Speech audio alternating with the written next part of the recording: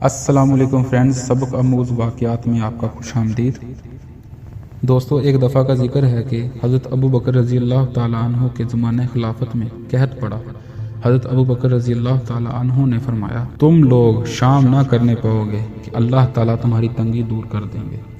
تو صبح ہی ایک قاصد نے خبر دی کہ وہ ملک شام سے حضرت عثمان رضی اللہ تعالیٰ عنہ کا 1000 اونٹ گیہوں اور کھانا لایا ہے۔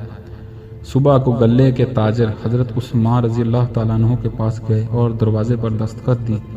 حضرت عثمان رضی اللہ تعالیٰ عنہ ایک چادر اوڑے ہوئے نکلے جس کے دونوں کنارے مونڈوں پر پڑے ہوئے تھے۔ تاجروں سے کہا، آپ کیا چاہتے ہیں؟ تاجروں نے کہا، ہم کو یہ خبر ملی ہے کہ 1000 اونٹ گیہوں اور کھانا آپ کا ملک شام سے آیا ہے۔ آپ اسے ہمارے ہاتھ فروخت کر دیں تاکہ فقراء مدینہ کی تنگی رفع ہو۔ حضرت عثمان رضی اللہ تعالیٰ عنہ نے ان لوگوں کو گھر میں اندر بلایا۔ جب وہ لوگ اندر گئے تو عثمان رضی اللہ تعالیٰ عنہ کے مکان میں غلے کا بڑا ڈھیر رکھا۔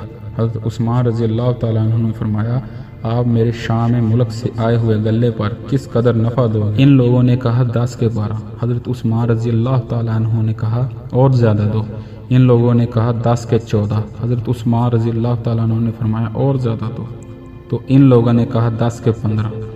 حضرت عثمان رضی اللہ تعالیٰ عنہ نے فرمایا اور زیادہ دو۔ ان لوگوں نے کہا ہم لوگ تجار مدینہ ہیں، سب موجود ہیں، اس سے زیادہ کوئی آپ کو نہ دے گا۔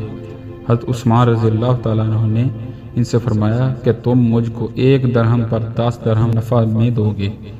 انہوں نے کہا نہیں۔ تو حضرت عثمان رضی اللہ تعالیٰ عنہ نے فرمایا، اے گروہ تجار، تم لوگ گواہ رہنا کہ میں نے فقراء مدینہ کو تمام غلہ صدقہ میں دے دیا، یعنی اللہ تعالیٰ مجھے 10 گنا اجر دیں۔ یہ قصہ ہم نے کتاب حضرت عثمان غنی رضی اللہ تعالیٰ عنہ کے 100 قصے میں سے صفحہ نمبر 51 میں سے لیا ہے۔